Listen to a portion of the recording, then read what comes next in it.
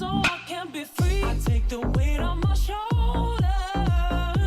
I feel the sky come down on me, and I can't hold it much longer. Gonna let go so I can be free. Yeah, yeah. Oh, yeah. Yeah, yeah. Oh, yeah. Are you sad? No, not at all. I got black and blue marks. I'm glad he's gone. Do you seriously have black and blue Yeah, marks? he pinched my arm right here during the show. Nobody saw. Right before the show started. Yeah. I go and right put before. I put deodorant on. I'm like, what is that? It's like the size of a nickel, black and blue. Pain in the ass. What are you looking at? You don't have anything to say? You deserved it. You guys didn't see what he said to me before the show. Oh, he's crazy. Welcome to Step Brothers, Frazier Friday. By the way, I listened back to all of yesterday's show. There were some good lines on yesterday's show. Kratz just dropping the Rockies, forgot about the Rockies, but it was just like very smoothly. And sometimes there's a line from Kratz that I don't even catch initially, so then I catch it on the post show. So he's got that witty little comment that's unheard, and you're like, and I sit there, I'm like, did he say that, or what's going on with it? Sometimes it hits though. It hits hard. Yeah, it's funny, it's witty, and whatever. He's not here, thank God. Also, I said at one point that's because Noel B. Marte's on that good. That Michael Just Jackson something I wouldn't have been able to say in my past life, but you're funny. One other note too before we get into topics today. I guess it is technically a topic, but I was reading John Heyman's notes column, and we talk a lot about the big two. We probably will again. But did you know, Kratz, that according to John Heyman, Michael Lorenzen has gotten offers that he has turned down, and they're in the $5 to $7 million range. For a guy who made $7 million last year through a no-hitter and was a huge piece that was traded at the trade deadline. All-star too. I think he's right to. Yeah, I mean, I agree. No. I'm making this point because I'm like, that's it? 5 to 7 after all of that? That's what that's worth now? I think he's probably more of a. I think he wanted a. I think I heard a rumor earlier. He wanted 2 years for like $8 a year. I think if you give him 10, I think he'd sign. Like, I have a hard time as a player. I don't see it from both sides all the time. So I'm sitting here going, okay, why would you not give him something? I get that he's older. You might not get 170 innings from him, but you can put him in your starting rotation, especially a team that has an injury right now, and transition him to the bullpen. He's done both. He's super versatile, and he's just coming off a great year. I know he faded down the stretch.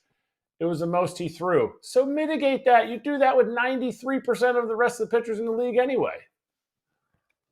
I'll tell you why we have this situation. Because right now, we're in a world where bargains are the ultimate dopamine rush for a general manager, which brings us to charge the mound because Adam Duvall signed back with the Braves, and they're like, really? We just got Adam Duvall for $3 million.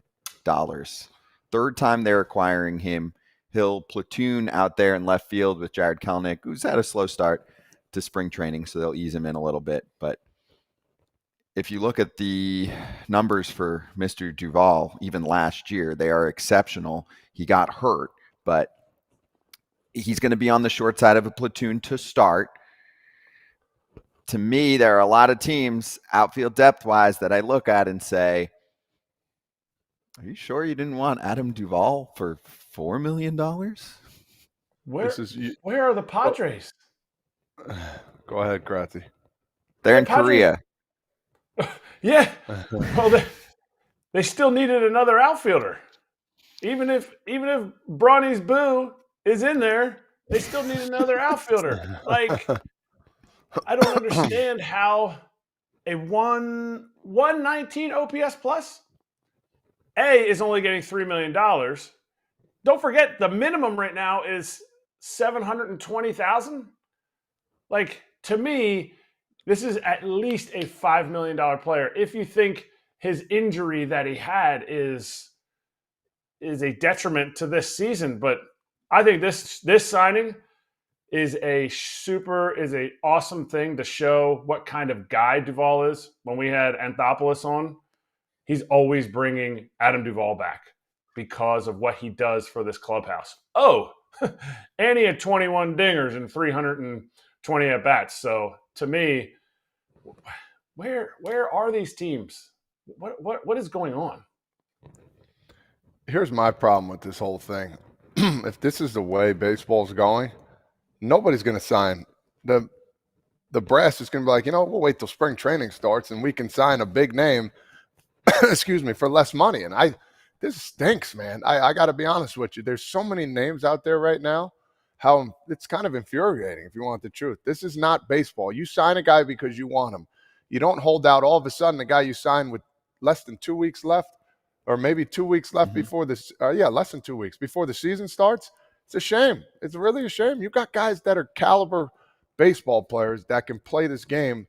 Sign Adam Duvall 1 year, $3 million. He has to take it, whether he had offers or not. He's got to play. He's got to put food on the table. So it's just crazy now. It's just getting out of hand. And the brass, they know what they're doing. I mean, the alumni, or not the alumni, the MLB needs to figure it out. The Players Association, this is crazy, dude. What is going on here, dude? It's very frustrating from an ex-baseball player standpoint, knowing there's a couple guys out there that should be making millions and millions of dollars right now. Fans will say, "Oh, poor you," but at the same time, this is not how it goes. This is not good business. And it's been happening for a while. It's not just this year. I'll never forget in 2018, I was playing in AAA. Adam Lind showed up late, and we're playing the Nationals in Syracuse. And Mark Reynolds was playing first base. Adam Lind had just walked. It was Adam Lind and Mark Reynolds standing on first base talking to each other, and we were like, wonder what they're talking about. About the fact that one of us hit 300 in the show last year, had a 875 OPS, and how the other one of us had 97 stakes in the show. And now we're in Syracuse in April when it's freaking freezing. It's been happening for a while, and it's sad because I think guys still can add to teams, like not just like in the clubhouse. It's not just a clubhouse signing. It's good for your team to help you win. Winning is the biggest thing that the Players Association needs to look at. And last thing for me, like you think of a Michael Lorenzen, like I hate to bring it up, but he would fit well with the Yankees. Be the starter, like you said. Then you can move him to the bullpen, throwing 95 or almost 100 miles an hour. I mean, shoot, that would be a nice, easy signing. It's not going to – everybody's like, oh, the Yankees are going to win again or they're going to be champs. No, but this is going to help until the big hoss can come back. Exactly, which we'll get to later too, because we got the timetable update on Cole. But the team side of this is the Braves, talent-wise, rich get richer. Yeah. Rich get richer. Come on. I mean, you got Adam Duvall as your fourth outfielder. That's a huge win. There's no other way around that. And it's your insurance. I mean, Anthopoulos was asked about Kelenic, and he said he's looked really good out there. I think they're okay with the at-bats, even though he's definitely struggled. I mean, he's under 100, and obviously a small sample size in spring training. 3 for 34, 3 singles. It's not what you want to see from a player that you acquire. That was one of your big offseason acquisitions. They like what he's done on defense. I think Kratz, he's probably always going to be a streaky player too. So for the Braves, if he goes through a big rut and it's not working out the way they think it's going to, Adam Duvall's pretty safe to put out there and have a high floor. Super. And this dude, Duvall can get really streaky. He was the hottest hitter in baseball with the Sox last year in April. I mean, it was like Matt Chapman or Adam Duvall, who's going to win MVP. And you sit there and you go, how do the Braves continue to get the most out of players like this? And that's why I wouldn't bet against Kelenic. It's because they have their lineup set. They're not bringing Adam Duvall in and being like, guy, I need you to pick us up. Like this, you need to be the guy. No, they're the exhale guys. Kelenic is going to do really well because he's going to be the exhale guy in that lineup. Like, I get to face Kelenic. Whack! Or I'm a lefty. I get to face Duvall. Whack! Like, these are guys that this lineup allows them to have success. Kind of like Michael Harris last year. Never had too much pressure on him, and then he could develop his swing, his approach based on what he's seen already in the game. Let's bring in FT, Senior Insider, Ken Rosenthal, to talk this out a little bit more. Ken, happy Friday to you. And what do you think about the Braves adding Adam Duvall? And we can cover both layers here, what it means for Atlanta and what it means for Duvall and the rest of the free agent market. First off, I know Alex Anthopoulos said they're not worried about Kelenic and they're committed to him, and he does play great defense. And for all the reasons Eric just stated, he should succeed. That said, when you can get Adam Duvall for $3 million as insurance for Gerrit Kelenic, just in case, you do it every day of the week. And it gives them a deeper group. It just is such a positive move for them overall. He's had great success there twice now. I just like it from all of those perspectives. And I'm a believer in Kelenic. I wrote a long story about him last April when he was really hot. And it seems to me this kid is extremely talented. He's also hard on himself. And when he gets into one of these ruts, he can get down on himself. So he should thrive in that lineup. But right now, with the way he's going this spring, if I'm Alex Anthopoulos, at least I have a touch of concern in my head about what's going on. As for the market, we've seen what's happened here, Scott, and it's pretty clear. If you're going to sign now and you're not Blake Snell or Jordan Montgomery, maybe even Michael Lorenzen, maybe even Mike Clevenger, you're getting $3 million, $2 million, $1 million, maybe $4 million like Kike Hernandez did. The money has essentially dried up, at least from the team's perspective. So it's tough out there for the remaining free agents. There's no doubt about that. Michael Taylor, Tommy Pham, the two pitchers I just mentioned, a couple of other players as well. Brandon Belt is still out there. And it seems to me that if those guys are going to play, it's going to be for this kind of money. And in the case of some of those players, they believe they are worth more than that. And rightly so. They are worth more than that. Adam Duvall is worth more than $3 million. But it's supply and demand. It's the calendar. It's all these things working against them. Have you heard anything from ownership? Because players think, and that's, I think, how you should be as a player, that you are worth more than it.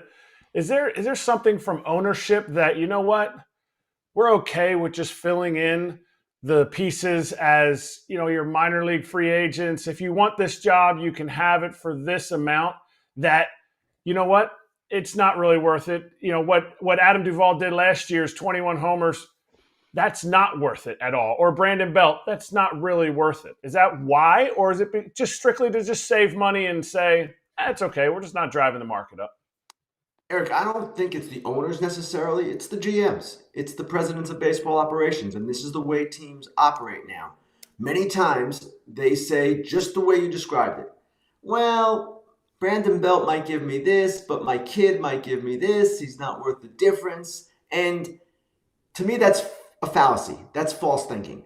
Brandon Belt had a really good year last year. Tommy Pham had a really good year last year. Michael Taylor, one of his best years in some ways, certainly from a home run perspective, and he's a great defender. Those are quality, established major league players, okay? They're not kids who are going to come in and do the same thing that these guys can do. Sorry, it doesn't work like that. And I do not subscribe to that theory that you can get equivalent WAR from a youngster. Maybe you can, but it's got to be a pretty good youngster because these guys are, as I said, established, competent, qualified major league players. Now, the market is what it is, right? Every year, guys get squeezed. Every year we see players not forced into retirement, but choosing retirement because they don't want to play for the money being offered them. And I understand it from the player's perspective.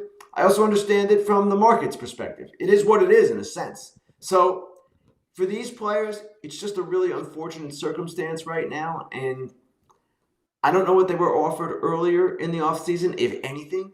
I don't know if they could have played this better, but these guys, as I've said many times before on this program and my own, they should be in camp playing. They are major league players.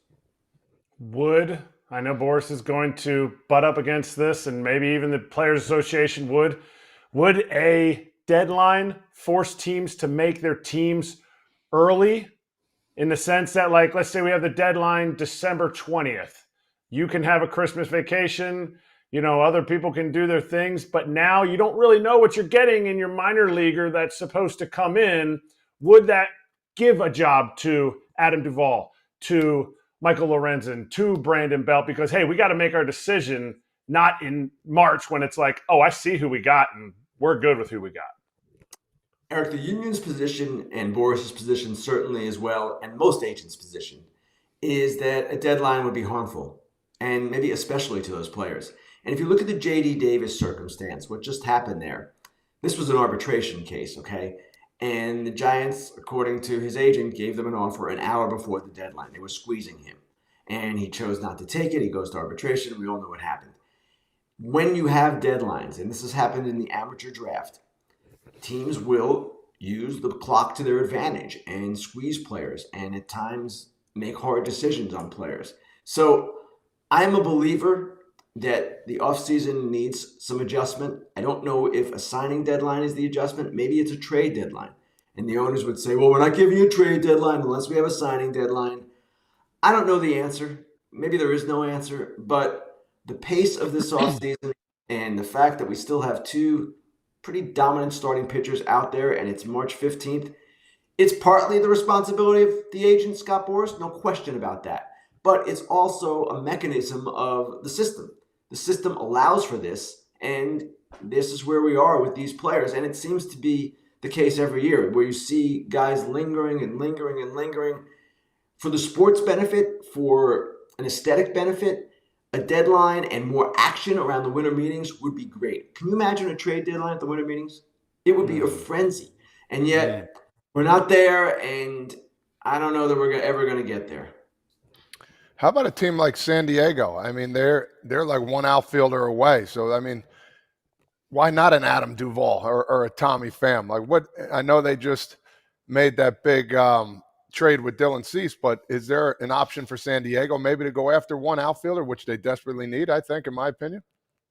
Todd, I agree with you, and they should be on one of those guys. But as we've reported and talked about all winter, they are under financial restrictions to some degree.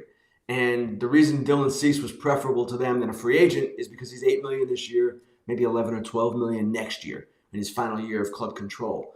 So a Tommy Pham or a Michael Taylor would make a lot of sense for them at this point, a lot of sense. They're going to go with a kid, Jackson Merrill in center field, who has impressed scouts and had a great spring. He's still unproven. He's playing a new position. He had like a 320 on base last year in the minors. I love when prospects come up. It's one of the best parts of the game, in my opinion. But let's face it, we don't know if he's going to succeed. Profar has an ankle injury now. We don't know how serious it is. Regardless, they need outfielders. And they made a great move, in my opinion, to get Cease and really shore up their rotation, put themselves in position to be potentially a wild card contender. But if they weren't under these financial restrictions, maybe they'd have that outfielder by now. As we know, Gerrit Cole in trouble with the injury. I'm looking, in my opinion, probably around 3 months, with all said and done. We'll see, whatever. Talk about free agency. Yeah, talk about free agency. There's a Michael Lorenzen out there, a guy that can be a starter and a reliever, like Scott said before. Why not, Cashman, go out and get a guy like that for the sole purpose you can put him in the bullpen and have him dominate there and make that bullpen even better? I'm with you. And to me, Michael Lorenzen makes a lot of sense for the Yankees right now. He's sort of a stopgap in the rotation. And yes, he can do both roles. They don't want to pay Blake Snell or Jordan Montgomery and essentially pay double, right? They're at the 110% luxury tax rate. So if you give Blake Snell $30 million, it's essentially $62 million, something along those lines. That's a lot of money for even Blake Snell. So Lorenzen, who would come at a much lower cost, would seem to me to make a lot of sense for them. And I would not be surprised to see them act. The White Sox are also on Lorenzen. They need rotation reinforcements now that Cease is gone. Obviously, he's going to go at some point. He's probably going to benefit from all that is going on in the market with injuries and all these different things. But at the same time, these teams are looking at their pitching staffs, and they have to feel that they need at least one more piece. Both those teams I just mentioned, not to mention any number of others. Houston, as Chandler Rome just wrote in The Athletic, They are perhaps in the mix for Blake Snell because they're dealing with some questions. Verlander and Javier and Valdez coming off years for them. So it's kind of playing into the agent's hands, but at the same time, what teams at this point have $30 million a year to spend? Not many. Maybe it's Houston. Maybe there's another team out there, but that's the problem that Snell and Montgomery are running into. Ken, I'll mix in a fan question here. Michael said, can you ask where talks are between the Angels, Snell, JD Martinez, and we can just cover as a whole where the Angels are at, and do we have any inclination that they're going to suddenly pop up and do something? I mean, in fairness, me personally, I think even if they did add one player, if they're not even close to a playoff team, they might realize that themselves. But I don't know what your perception has been of them this offseason, just adding a bunch of relievers. My understanding of where the Angels are, Scott, is that Perry Managian, their GM, has been lobbying Artie Moreno all winter to sign a Blake Snell, maybe to sign a JD Martinez.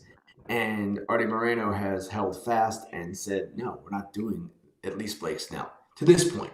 Now, is it possible that it drops? Buster Olney of ESPN reported about, a week ago that the Angels actually are Blake Snell's preference. That would seemingly indicate that maybe there's a chance there. But historically, Artie Moreno has not given long-term pitchers or long-term contracts to starting pitchers. He's invested in position players, from Josh Hamilton to Albert Pujols to Anthony Rendon to, of course, Mike Trout. But he has not gone very often long-term with pitchers. I think C.J. Wilson was his biggest deal for a starter outside of Jared Weaver, who was an extension. So from that perspective, it would be somewhat out of character. And I'm with you, Scott. How do we know this team's any good even with Blake Snell? Because the entire thing, to me, hinges not just on their pitching, certainly that, but also the health of Trout and Rendon. If they're on the field, yeah, I can see the Angels competing for a wild card spot. Will they be on the field? That's the question.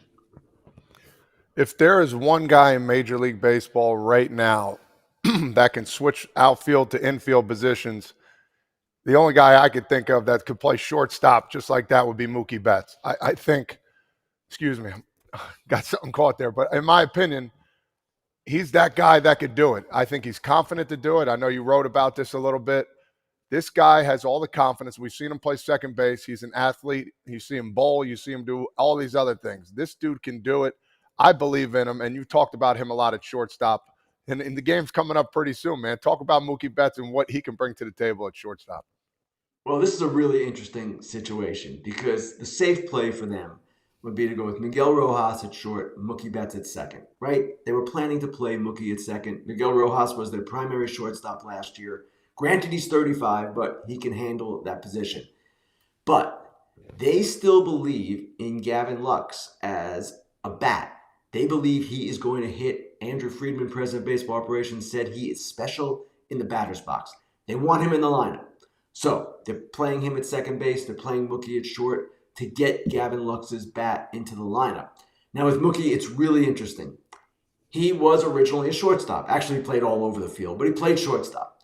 And in researching that article and reporting for it, I learned that he still kind of has a chip on his shoulder from when the Red Sox moved him off the position, which was really early in his minor league career, more than a decade ago. He still believes he can play it. He's also motivated by the idea of becoming only the second player to win a Gold Glove in the infield and the outfield. Darren Erstad is the only one to ever do that. So here's Mookie. He's a guy who, as Friedman described to me in the article, any challenge he has ever been given, he has succeeded at, and not only succeeded, but wildly succeeded. So I totally believe he can do it. Now, the question is, how good can he be and how quickly can he get better? Because the danger here, as I wrote, is that initially he might only be an average shortstop, a fringe average shortstop. Maybe he gets to average at some point. Maybe he gets to above average. But that's the challenge. The way it was described to me, that's more the challenge than whether it would detract from his offense. He compartmentalizes really well. That's not going to be an issue. The physical part of it, if you were going to be worried about him physically at short, well, you should have been worried about him physically at second. Granted, short is a little bit more demanding. But remember, that's wanted to go to the infield to reduce the wear and tear on his body. So the question for me is, how good can he be defensively and how much of an issue will it be in their infield? if you've got Max Muncy coming off a bad defensive year, but in much better condition and looking better, Mookie at short, essentially a new position, and then Lux at second. The Dodgers, they're going to need to play defense, and this is the question as we see them right now. Do they really need? Is this understanding? Oh, my bad, Scotty. Is this understanding the lineup that they've built? Like needing Gavin Lux in the lineup? Like, don't they have enough of an offense? And their pitching's going to need the help. I mean, we saw an entire outing where Yamamoto gave up 5 balls in the infield and all 5 guys got on. Like, don't they have enough on offense and say, Gavin Lux, we need you to figure it out. We're going to go Miguel Rojas? Or is this just doubling down on their strength and keeping the offense where it's at? It's a fair question, Eric, and it's one a lot of fans are asking too. Why are you going to this extreme when you don't necessarily have to? But keep in mind, they have other infielders in the mix as well. Kike Hernandez, Chris Taylor. They can do some different combinations, and of course, Rojas is another option. So if it doesn't work with Lux, then some of these things we're talking about, maybe Mookie going back to second and Kike and Rojas playing short, becomes a more viable thing. But at this point in the spring, even though it is getting late for them, they want to look at Lux. They want to see if this can work. And they believe, and this is the question, right, that combination, Betts and Lux, gives them the best team overall. I'm not sure that's true. They're not sure that's true. But that's what they want as their first idea. If something else becomes more viable and more realistic and better for the team, they're going to do that. But this is the way they're looking at it right now. And to me, guys, it's one of the most interesting questions of the spring and entering the season, how this is all going to play out. They have a lot of bodies. It's just a matter of how they fit them in. Ken, the way I look at the Dodgers these days is everything is about the playoffs. They realize that they've had many opportunities. They've only come through to the end one time during the COVID season. So if I'm LA and Mookie can handle shortstop and Lux is an above average offensive player at second base, that makes them better for the postseason. If it does not work out, Willy Adames, no big deal in a month or two. You know, I'm serious though. I mean, I think that they probably had conversations in the offseason and the asking price was too high. But even with this Devin Williams injury added on top, the Brewers to me are looking less and less like a World Series contender, let alone even, I mean, I would say even a playoff contender at this point. So don't you think they go, hey, we've got a fallback plan. We're going to make the playoffs anyway. Scott, I think you're dead on with all of that. And I'm glad you bring up the possibility of Willy Adames, because the other option here, outside of all of those names I just mentioned, is at some point, if it's not working out the way they intended to or wanted to, you trade for a shortstop. Maybe it's Willy Adames, maybe it's some other player that we're not necessarily anticipating right now. They'll have the option to do that. So nothing is set in stone, and Dave Roberts issued that memorable line, "This is permanent for now." And actually, that is an accurate assessment of where it is. It is permanent at the moment, but only for now. I like it. That makes sense. All right, let's get to the St. Louis Cardinals. Ken, you wrote about them and their pitching staff that, you know, needs walkers and, you know, they can't get on the field by themselves. I'm kidding, obviously, but people making fun of the fact that their staff is very MLB old. Yes. So what is their response? The older, the better. They were very confident when I spoke to them. The 4 most veteran starters outside of Matz, I'm talking about Michaelis and Lynn and Gibson and Sonny Gray. And they were almost defiant because I put it to them. I know all these guys, so I felt comfortable asking these questions. I basically was asking, how do you see the rotation and why should people believe it's going to be good? And each of them basically said, because we go deep into games. And Lance Lynn, as you might imagine, he's on our show regularly. He had a very pointed response. He said, we can eat innings. Young guys can't. They don't know how to do that. They're not taught to do that. We'll do it. And their thinking is, and I'm speaking for them as a whole here, kind of summarizing what they said, that the team's offense should be much better than it was last year. The defense, for whatever reason, was not good last year, but should be good again. And if they can go deep into games, the Cardinals have strengthened their bullpen with Keenan Middleton and Andrew Kittredge. So they go deep into games. They give the team a chance to win. Doesn't have to be 1-0. Can be 8-7. But that's the working line of thinking. I'm skeptical of it. A lot of people are skeptical of it because it seems to me this plan would look a lot better if Blake Snell was at the top or if Jordan Montgomery was in the mix. And the Cardinals are not going to do either one of them. They made their moves early and they spent their money. But come the playoffs, if they make the playoffs, what's their rotation looking like then? And the pitchers I talked to, they acknowledge that's a question. And Sonny Gray, it was really interesting talking to him. I said, Sonny, do you think you're an ace? And he said, I wouldn't have said earlier in my career, but yes, now I do believe I'm an ace. And he, in the postseason last year, had one good one, one bad one. He certainly can be that guy. But there are not many classic aces right now. He certainly doesn't qualify. There probably are only a handful in the game. So it's going to be a really interesting experiment with them too, how this all works out. Lynn, last year, most homers allowed in the majors was a below average season. Kyle Gibson, yes, pitched innings, but from an ERA perspective, when you adjust it to the league and the park, below average. We'll see. And these guys are all accomplished. They've all done really good things in their career. And yes, they all can pitch innings, but they've got to be effective innings. And that's where the question lies. Maybe they'll have a chip on their shoulders too. No, Right I here. mean, yes, I'm not picking them to make the playoffs right now. They do, right? Yeah. I love the veterans. I love the team has, and they're salty too. They're like, you think of Lance Lynn, he's a salty veteran, and I love everything about it. Well, we're here for it. We'll have him on plenty, like Ken said. Ken, have a great weekend. We'll talk to you next week. Thanks, guys. Thank you, Ken Rosenthal, with us. Let's get right to injuries suck. Gerrit Cole saga continues. The news last night that broke seemed pretty positive because you still fear the worst. Now, I don't think we're totally out of the realm of a deeper issue down the road. I didn't like some of the wording on the tweets when I was looking at the updates, but for now, no Tommy John surgery, no surgery at all, no elbow surgery. Rest in rehab.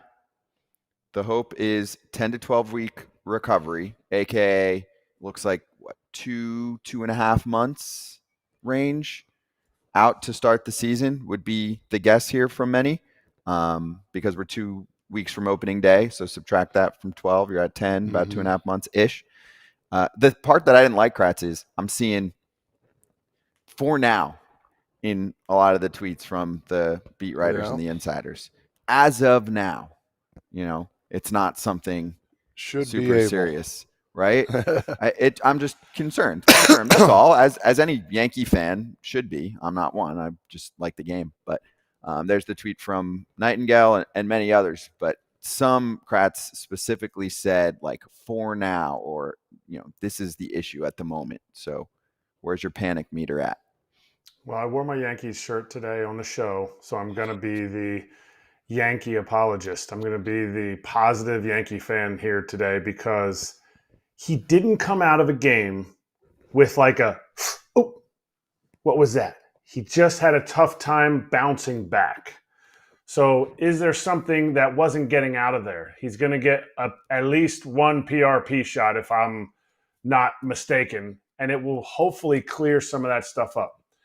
The issue that I see is if you go 4 weeks of no throwing, you ramp it up. Now you get to about week 10 to get where you are right now today, where he started to not bounce back the same. But he's only going to be at about 65 pitches in a minor league game. He never got all the way up to his 80 pitches in a spring training game. So to me, if you're going 10 weeks out and you sit there and you're like, okay, 10 weeks into the season, actually it'd only be 8 weeks into the season, which equates to about 7 to 9 starts. How are you going to evaluate his 65 pitch outing if he hasn't gotten to the 80? Because vets rarely go back out there for an 80 pitch. They're like, I'm just going to do 80 pitches in the show and rehab against the Rays when the studs come out there and do that kind of stuff. So I think it's positive because he didn't come out with like a twinge. It was the recovery part of it. But you're always worried about how is he going to, when he gets to this exact point in the rehab process, how is his arm going to start to bounce back? Yeah, and it's going to be like spring training all over again once he's able to throw. And then when he's able to throw, he's got to maximize his length. He's got to maximize his innings. And I think the biggest thing is, first time he goes out there and pitches on a mound, whether it's 2 months, 2.5 months, whatever it is, it's going to be a couple innings. So it's not going to be like 50 pitches. It might be 20 to 25, wait 5 days, 30 to 35. You know what I mean? So he's going to need 4 to 8 starts, broad range. He's going to need at least a month to get going again. So, I mean, for me, if I had a timetable, I would say closer to All-Star break. But I'm not a doctor nor a rehab guy. So, but I'd be very careful about this because you don't want it to lead to something bigger. Are the Yankees okay in the meantime? I mean, I know we covered this a little bit yesterday, and they're talking about opening day, and they have a dude in mind. It's not going to be Stroman based on how the days line up, but are they going to be okay in a playoff race right now? I would say yes and no. I would say pitching still would be the big thing because their bullpen is really good.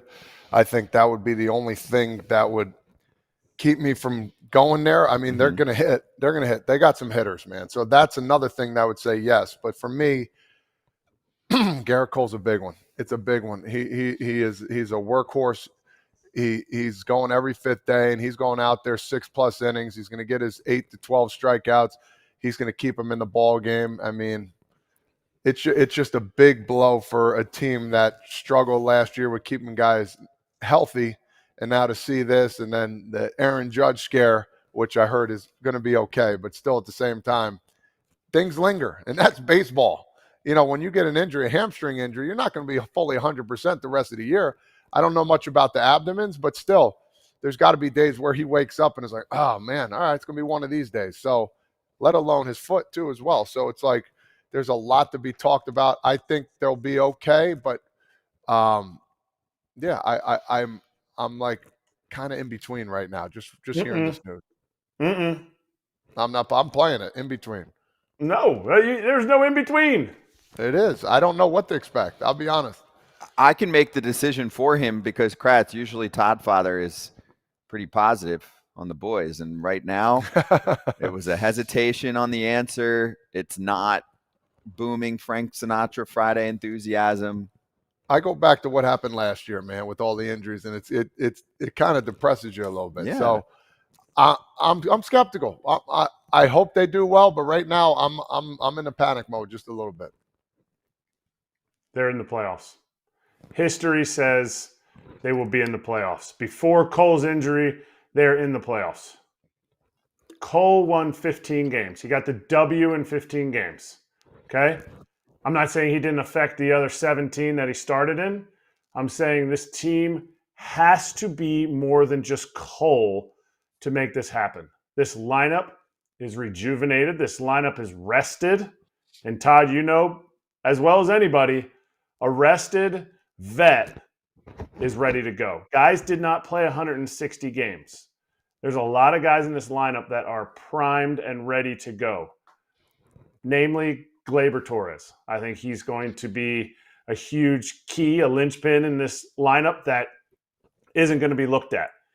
They have to be able to do this without Cole. Somebody has to grit their teeth and stand up, and everything has been put on this team's plate to succeed. Gerrit Cole is down. Teams go down with injuries. It's going to matter that the other 4 guys in the rotation actually are doing something, or you could put Gerrit Cole in there and you weren't going to be in contention anyway. They will make the playoffs because that's what they do. I like it. I like it. But I'm just you're going by history. Well, the history for me is what have you done for me lately? And, they had a lot of injuries lately. Now it's time. It's go time. Is Stanton going to come back and be the Stanton of old? Is Rizzo going to be that guy that's going to platoon right behind Soto and Judge? I think he will. I think they both will. But only they time had to tell, be really. before Garrett's injury. They had to be those guys. So one person going down does not kill this team. No, never said that. But at the same time, is Cortez going to be 100% the whole year? Is Rodon going to be 100% the whole year?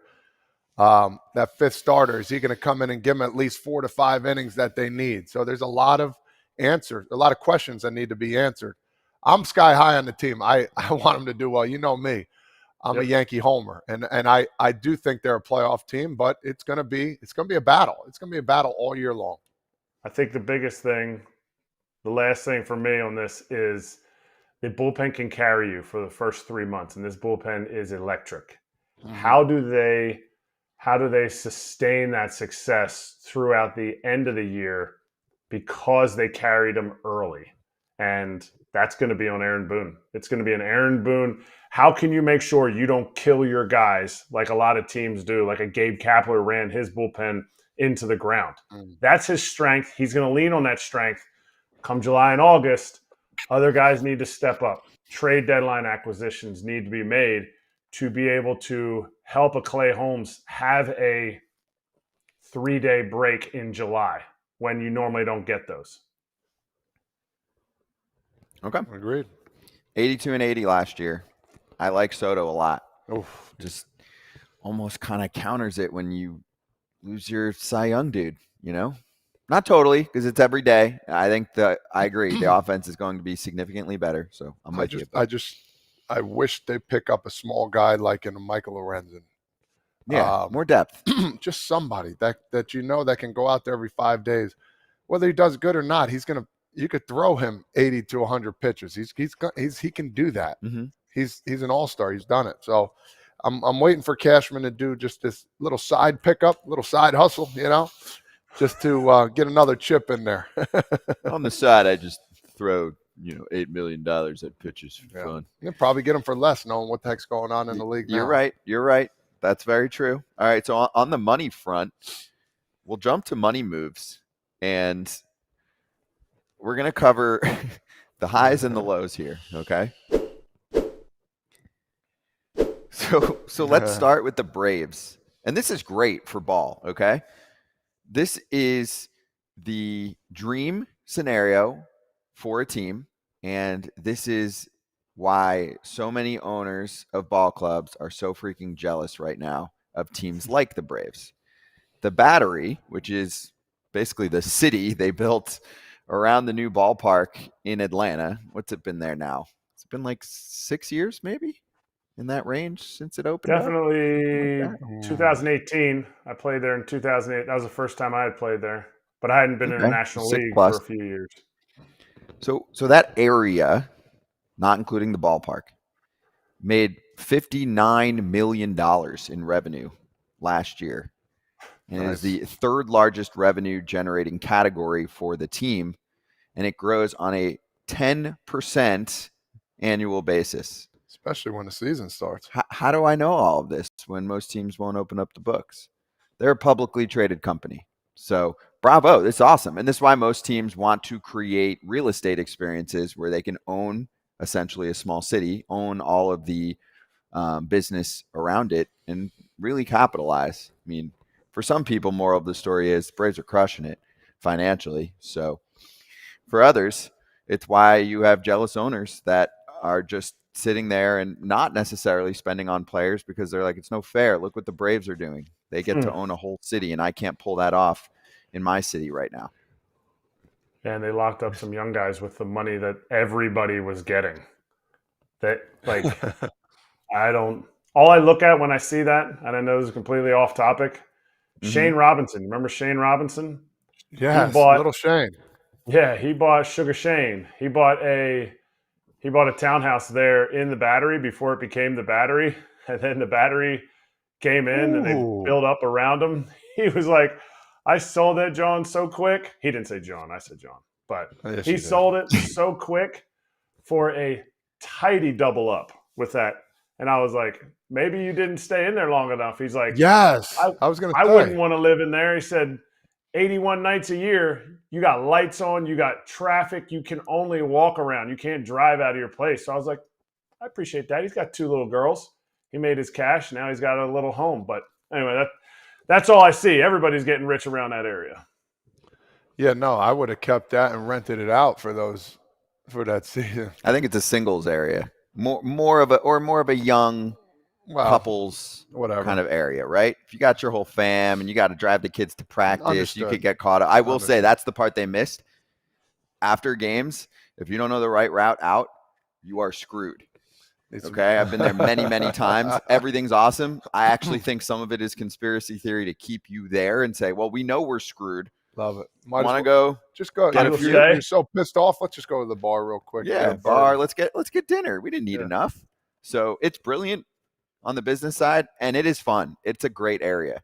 So they crushed it. They've got it all working there, and we know all about it because it's public. So MLB is thriving. Yes. Moral of the story. Now, on the other side, The flip side. yeah, near my sudden hometown of Orlando, Florida, is a place called Tampa Bay. There's nothing around there. And St. Petersburg is where the Tampa Bay Rays play, and they do not fill up the ballpark nor the area around it. They're working on a new ballpark, though. It's an ongoing story, but they're again offering the all games pass. So you can go to every single Rays game the entire year if you pay either $49 a month or $249 for the season. Less than $250, you can go to all 81 Rays home games, okay? Nice. Here's the kicker. Uh-oh. You are not allowed to sit down at all, ever. Or a sit-down security dude will come to you and say, you're a standing room only person. I know that there are 22,000 open seats at the moment. What? But you are not allowed to utilize one of them. Where are they going to stand? You have this. I've done standing room, when back in the day, and you're trying to get into like a playoff game or something, right? And just sneak in. No, I'm kidding. But you get a cheap ticket and get in there. But is there like sections in the stadium where you could stand? You just kind of stand Walk behind around? chairs, like on the concourse. Yeah. There are certain areas where you can stand. Even Yankee Stadium has a few areas sometimes where you're just like, I've done it where you're with some friends and you want to get a few extra drinks, and so you don't want to keep getting up and down. You're like, let's just stand for an inning here, and then we'll get another one. Like it's little, fine. like, bar thing, yeah. Little table Kratz, that you stand. Actually, while you talk, I'll actually do some math. So, and maybe someone else can do this in the chat because they'll do it better than me. 81 home games. Let's call it 3 hours a game. How many hours you'll be paying to stand? And standing's cool. It's better for you than sitting, but never having the opportunity to sit, that's pushing it. 200. I was doing the math. I was doing the math on the amount of games per month. You run anywhere from 13 to 17 games a month in the Rays season. Some a little less, some a little more. You got to still pay for parking, so they're sucking you in for that. You got to still pay for the beer and the dog and the, let's see, what do they have down there? In the clubhouse, all I think of is the Cubans that they make in Tampa. Those things were delicious, but they're not gonna police that. They're saying that right now. The poor ushers are not going to be like, hey, I remember you, Todd. You're that habitual stander. You're actually coming out to a game. No, they're going to want people sitting in the seats. It's an event. To me, I think it's a great idea. Get people in the stadium. Get people to pay for something up front. We're such a pay for something up front society, and only gets one person in. So if you're taking two people, you got to pay $100 a month now. People love paying for something up front, and the team loves it because it gets revenue in. Those people ain't coming. Look at Planet Fitness. Planet Fitness is like $10 a month. Their whole model is based on people not showing up to the gym. So what are they going to give them? Like a wristband that shows, oh, that guy's got the wristband. He can't sit. Red hat. So when you It's like a scarlet letter. So if Scarlet letter. You can't sit. If you're a kid walking Scarlet into the S. you give the lady Standard. your ticket, right? Yeah. She's like, hey, just so you know, remember, you're standing room only. Yep. Thanks, ma'am. Peace to the Middle East. I'm out. Yeah. And I'm walking. Uh-huh. Guess what? I'm just walking around the stadium. Game starts in 10 minutes. I'm going to sit over there. Yep. Who's going to stop me? I guess they're going to have enough security. You might have a handful of security that's all of a sudden like, but most of them are going to be like, nah, there's 10,000 seats here. I mean, whatever it is. I'm getting $20 for this thing tonight. I'm not telling Popeye over there that he can't sit in that people are going to empty start row. videoing and being like, look, they're back again. Look at this. It's going to be a whole saga. So if it's not sold out, which it's most likely not going to be, It's definitely not. go find yourself a seat, sit there, and if you're not being a jackass, they'll be fine with it. At least if I'm security, I'm like, Junior, saw you again. You're back for your 5th game in a row. Go. I got actually clean this seat off for you here a little bit. You should want that. You should want that. Very simple rules, okay? If you're at a Rays game and it is sold out and you have one of these passes, you do not get to boot someone out of a seat, right? It's very simple. This is how it works in any ballpark for the most part. I know when you get really close, sometimes they get really strict, but you know what I'm saying? If it's freaking empty and you want to move a little bit, who cares? And if someone's in your seat and you tell them, hey, you're in my seat, then they move. Okay, that's it. It's that freaking simple. What do we got in the chat? Randy Silver goes, I was at a Royal Rumble this year at the Trop. There was someone in my seat. I had to speak to 3 different guards to come help me to move the person who was in my seat. Well, and that's fine. That's what the security guards are there for. That's what Kratz is there for. Why did it take 3 people? Randy, I feel you, dog. Jesus. Because Randy is exactly the person that wants to sit in his seat, and the security guards or ushers are like, whatever, man, just find another seat. I went to a wild card game, Yankees-Red Sox, did not sit in my 2 seats because I didn't like my seats, so we moved closer. I went to a World Series game and did not have a ticket. Humble brag. Sat in the seat. Like, easy peasy. Like, if you want to go watch the Rays, this is your ticket package. This is an easy choice. Let me ask you this. How much are tickets to go to your high school games? For you? Yeah. I got parking for you. All right. That's all I needed. All right. Just making sure. But if I go and sit in the stands, nobody's going to yell at me if I'm in their seat because it's their seat, right? It's a stand. Standing room. We have a stand. We have one set of bleachers that we can move from the first base to the third base side. No, we're going to have to look into that one. You're not, okay, my English teacher from high school. The stands. No, there's not multiple stands. There's only one stand. I'm going to go sit in the stand?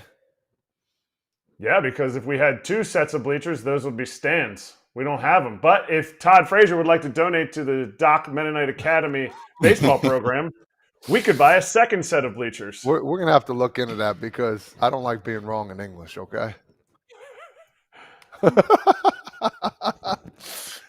Kratzy, that's why I love you. He's good. He's good at what he does. It stands, and I like this. I like this because we had to put you guys in timeout, so you're virtually just friends today. You can't be friends at the same table. We need to get somebody on here. I'm gonna give you guys 10 minutes to kind of recalibrate right now. So here's the deal: you haven't seen this before. We were trying to schedule our boy Freddy Peralta on the show. Couldn't get him lined up for a live, so we got this yesterday with him, and we're throwing it out there. We asked him about the Devin Williams injury and Corbin Burns and Brandon Woodruff not being with him for this season and a lot more. So let's get to 10 minutes of Freddy Peralta, and then we'll keep things rolling.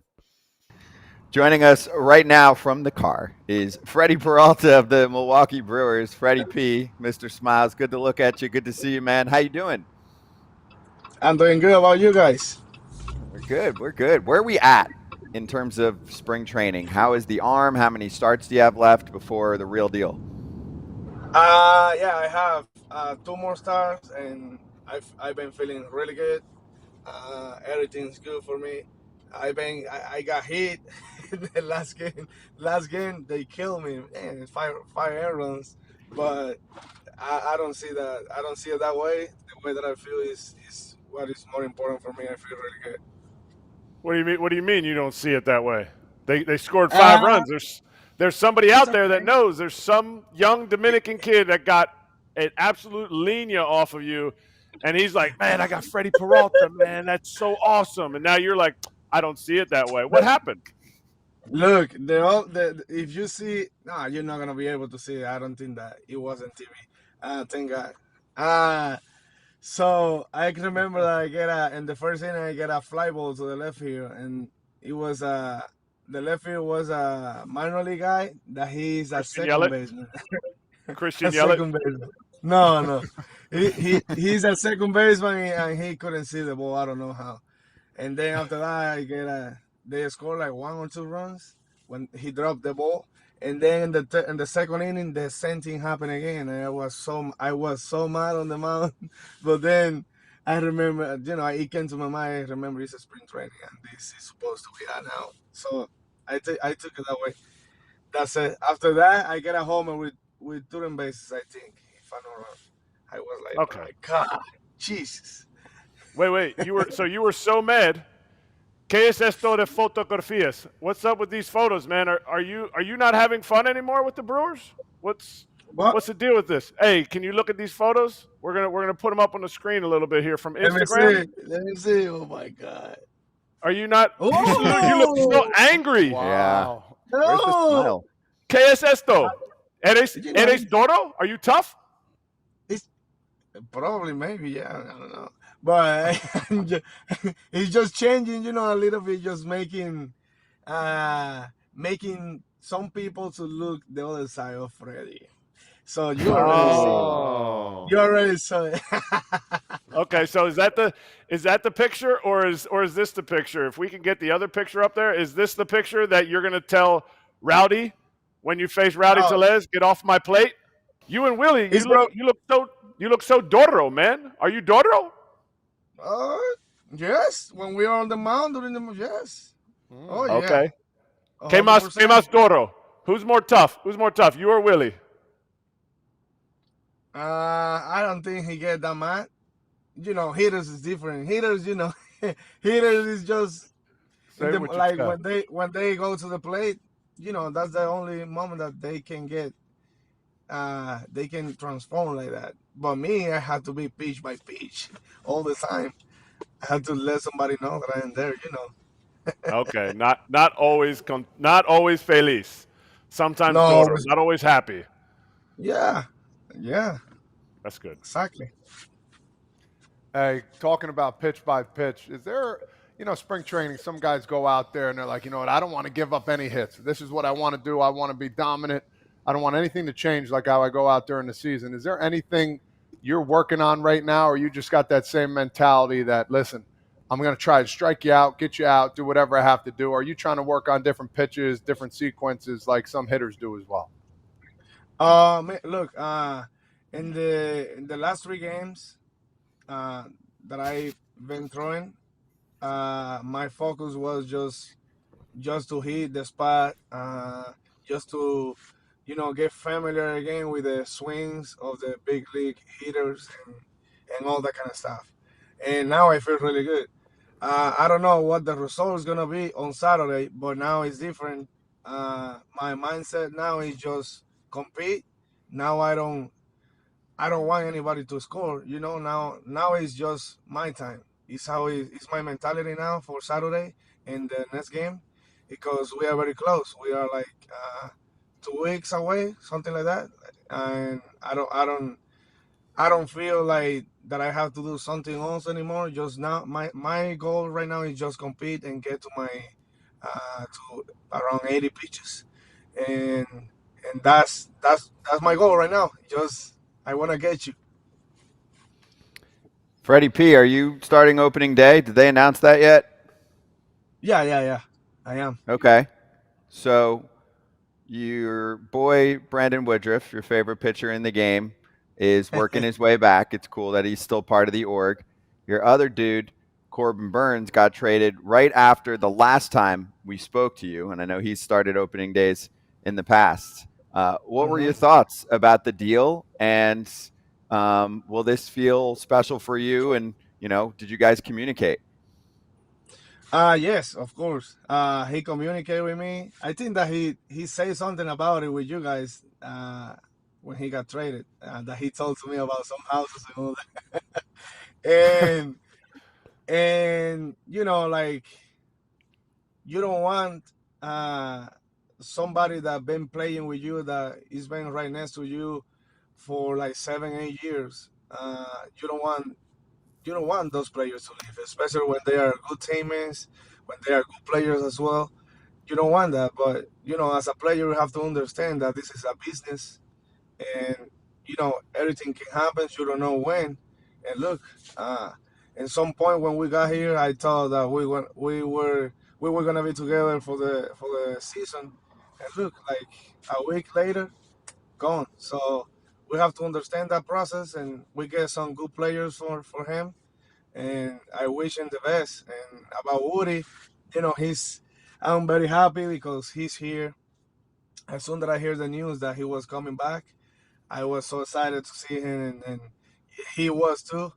And it's special to have him back here with us, getting back, getting ready, and getting to the position to be ready to be back in the game as soon as possible. Felicidad para primero juego. Congratulations for your, Thank you. you're going to throw opening day. Is there more pressure now because there's no Big Woo, there's no Burnsy, and now there's no Devin Williams for a little while too?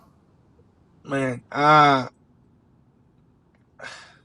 don't know if it's pressure, but like I said earlier, like you want those guys with you all the time. When you are doing good, when you are not having a good stretch, those guys they've been next to you for years. They are mentors. They can tell you they are always for you. They're trying to help you to be back, and the confidence is different. So now we are like in that spot that we have to move forward. We have Colin Ray, we have Miley, we have Jonas, we have DL Ashby. So we just have to keep moving forward. Forget about those little things. Hopefully, to have Devin Williams back soon. And it is what it is, man. It just this game, and you guys know this game. You guys play for a long time, so it's just about like handle the moment, take care of the situation, and move forward. Freddie, when did you find out the news about Devin Williams, and have you spoken to him about it since it was kind of official that he'd be out for about half the season? Yes, like we've been we train, we do all like the strength and power for all shoulder, and for keep the arm like strong all the time. We do it together with Teresa. She's the one that work with us, and we most of the time we are together and in the training room just getting some work done. And he been feeling it. We had a conversation like a week ago, and he was feeling like that. And it's bad when you have a player like him that he's been healthy for a long time, and now just he's not able to be ready for the opening day. He's gonna be out for a little while. I feel bad for him, but also what I told him was just take your time, whatever you need, and make sure to get ready before come back with us. That's the more important thing for you and for your career. So wishing him the best. How is Jackson Bambino Chorio doing? Is he ready? Is he listo? Look, yeah, he can hit, man. My God, Oof. Jesus. Oof. And he's fast too. But he's doing good. He's doing good in the clubhouse. I like, Willie is always on him. Like watching at him. I've been seeing that, and he's gonna be fine, man. He's gonna be all right. We just have to keep him that way and let him know how this game works. We're just trying to build like a good relationship in here because you don't know when the tough time is coming during the season, and you need the good people around you to let you know that you're gonna be okay. Is Willie nice to him? Is Willie nice to him, or is he kind of, or does he kind of give him a hard time? A little bit of both, but What does he do? What does he do? ¿Qué es esto? Like, hey, rookie, go and get some work done. Don't be sitting in your chair for half hour. You gotta move forward, man. Come on, what are you doing? And all that kind of stuff, and it's fun. I enjoy those moments. But players used to get mad with me sometimes because I never take it like really serious. I always like laughing about it, smiling, and take it mad because that. Oh God, it's fun. It's fun. I like it. Well, it's good. It's a good plan. The Freddie smile and enjoy life plan. I'm on it. So, Freddie, great catching up with you, man. Have a nice start on the weekend, and we'll catch up with you in a few more weeks. All right. All right. Thank you so much, guys. Thank you. All right. Freddie P. What- Toasty in the chat said, no pressure. Picked him to win the Cy this year. Ooh, one thing I learned in that chat is that Toasty. somebody's Spanish needs a little work. Okay, And it's not you and me. It's not Freddy Peralta either. So It's not Freddie P. this guy thinks he's interpreter for everybody. I mean, listen, stick to what you know. That's all I gotta say. Say it to my face when I'm in person. You know what? What? I'll see you soon. Yeah. What? Kratz is like, there are a lot more nickels where that came from. Well, I don't want to go Backtrack to the anywhere beginning of the near show if you here. don't know what Freddy we're talking Peralta's a about. beast, though. We He love is. him. Smiley, happy, exciting. He, does stuff for his teammates. He's not going to be that guy. He's like, yo, where's my food, Rook? No, he's going to have fun with you guys. He wasn't like Erik Kratz. That's he's the exact guy. Yeah, he's good for the clubhouse. Go ahead. I want to see those pearly white smile for me, kid. There he is. There it is. All right, let's get smiles on the BetMGM yellows. over-unders for the day. I dropped them in the chat while we were finishing up showing the Freddy Peralta combo. So these are tough ones in my mind today. Got Mets 81.5. I've got – no, you got to flip that. Take that down. It's Cubs 84.5. Mets 81.5. Okay? It happens. 81.5 for the Mets. Start there. Over, under, former New York Met, Todd Frazier. Is this a 500 team or better or not? They haven't been putting many runs up this spring training, dude. Does that mean anything? I don't know. I don't tell know. me. You played? It doesn't, but it's an inkling a little bit. Ah, man. Does it really matter? It doesn't, but it does.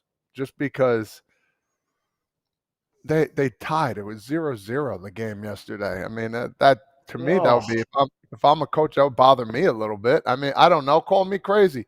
Call me old-fashioned. I'm going to say that's a great number, 81.5.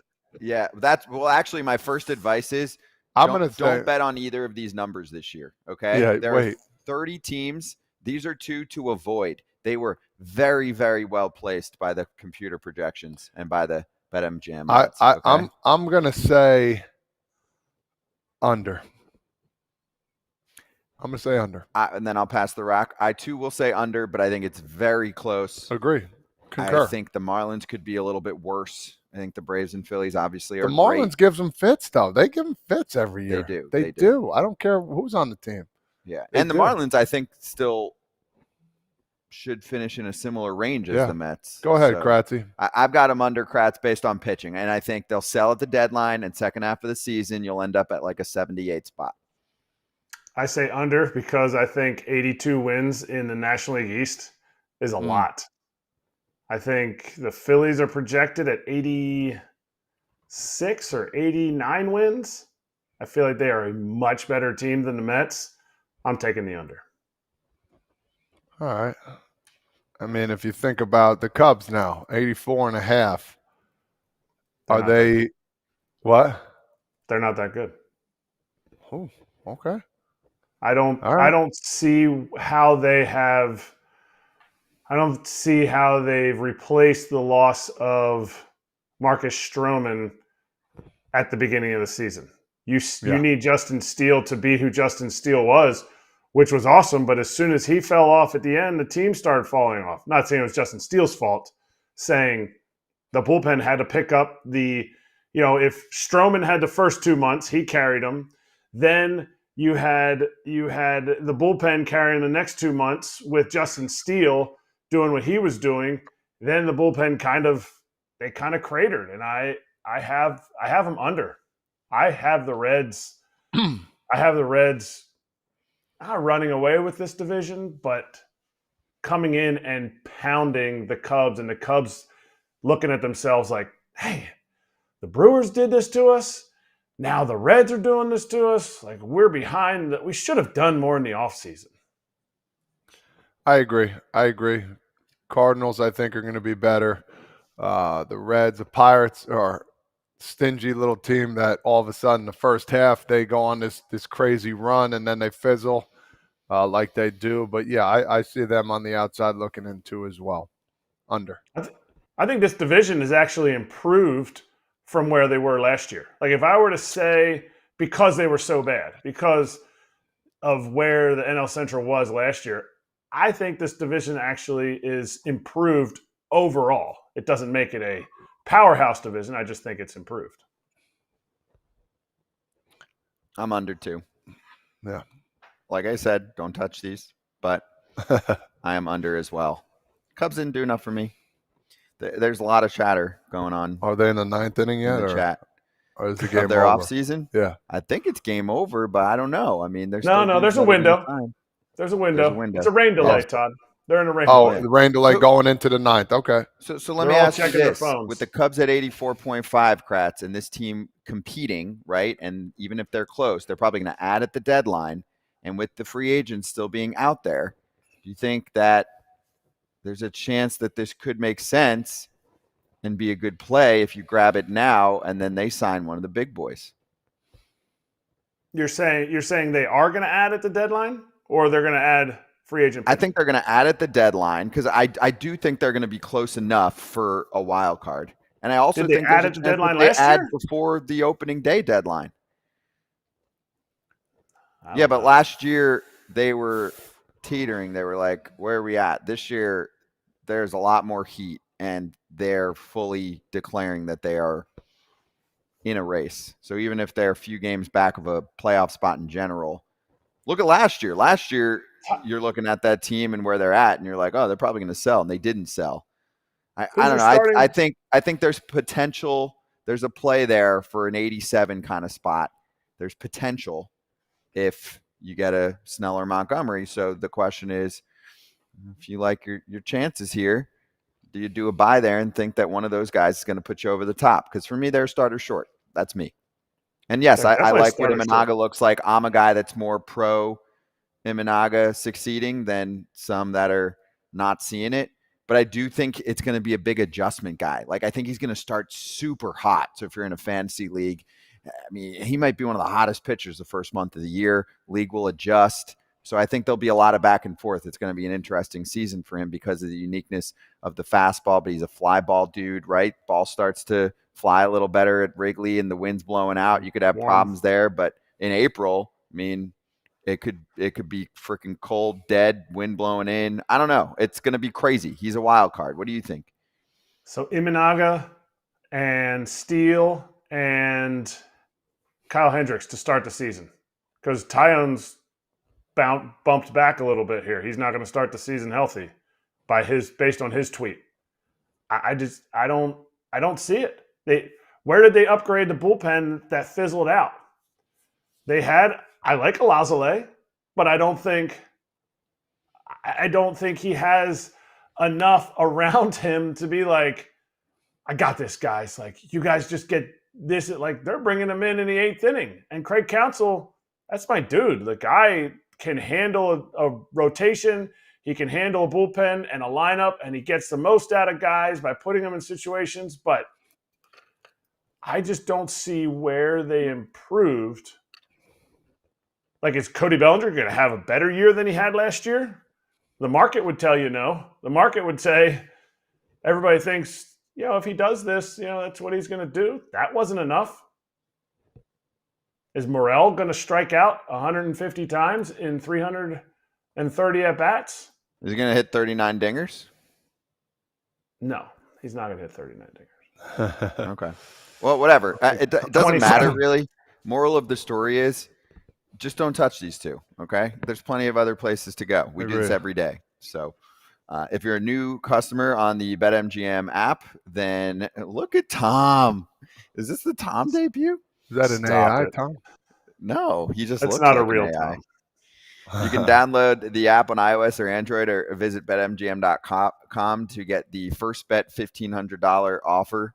Sign up and deposit at least $10 into the new account, place your first wager, and receive up to $1,500 back in bonus bets if the bet loses. And if that happens, those bonus bets will be available once your initial wager is settled. Now, if you're in the state of North Carolina, you've gotten all the attention lately because BetMGM is live there, and they have a special Bet 5 Get 150 that's still running at the moment. You will receive $150 instantly in bonus bets, regardless of the outcome of your wager. If you place a wager at standard odds price of at least $5, got to be a first-time user down there in North Carolina, and it's the first week that they launched down there. Gambling problem or concern, call 1-800-GAMBLER. Ooh, I'm excited for this one. Another picture of Tom. If you want, there are some people that would Super Bowl champ, baby, Tampa Bay. Let's go. Wait, he won a Super Bowl? That's neat. Huh. Eagles stink. Sorry. Hey, you want some football? Sorry. We have challenges in baseball now. Yes. Okay? So let's show a challenge.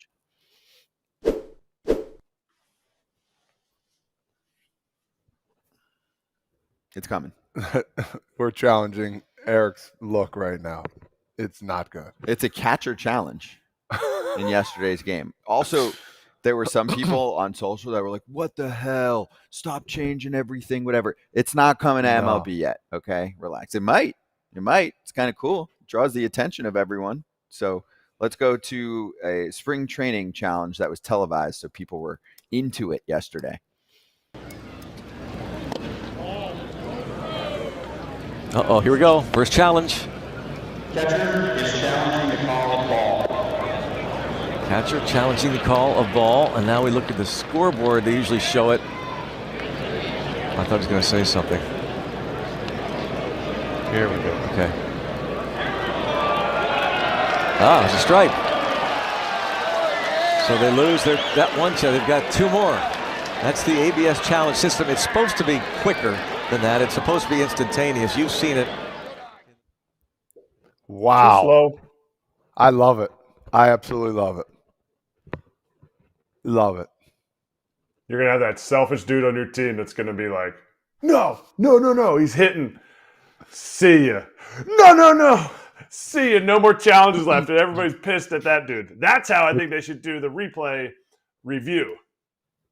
It's going to be tough as a catcher because that ball from a lefty there, that outer half that you're trying to sneak. Let me get my glove on to show you because you can't really tell without a glove. It's a mitt. Boom. Where all of a sudden you're here. Oh, let me do this over here. You come this way with it instead of you catching it this way. Yeah, bro. I love this. I love this shit. I love it. I want it to be faster, but I love it because if I'm hitting, I know my zone. I don't care. Tickled the edge. Tickled. And that was a scotch. That's an unhittable pitch. And guess what? It's a strike. And that was Maury Povich on the mound. You are the father.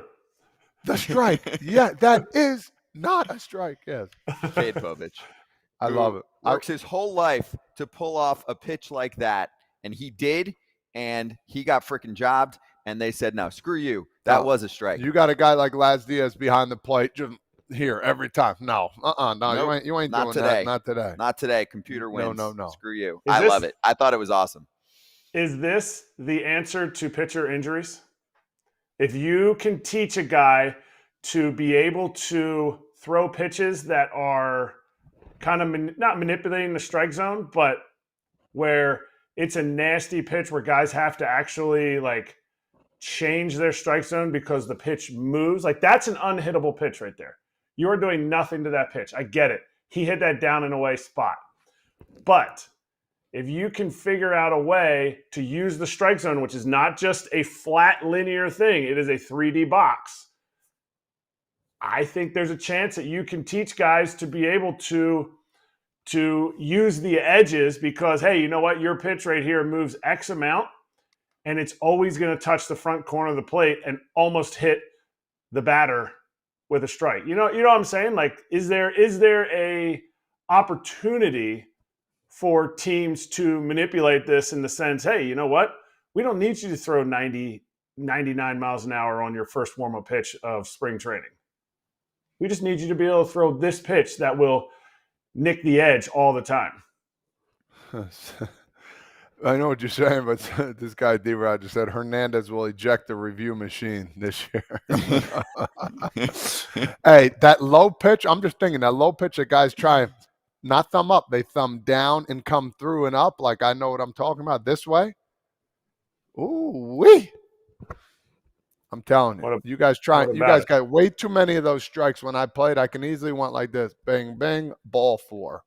Your brother, old Jeffrey, got tossed out of a game in Toledo, and his words were, I was catching, his words were, "This guy's back here doing magic stuff.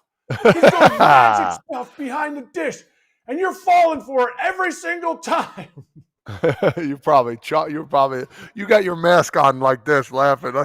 I stood up, and I went to the left-handed batter's box. He was behind me, jawing. He's like, "You know what I'm talking about, Kratz?"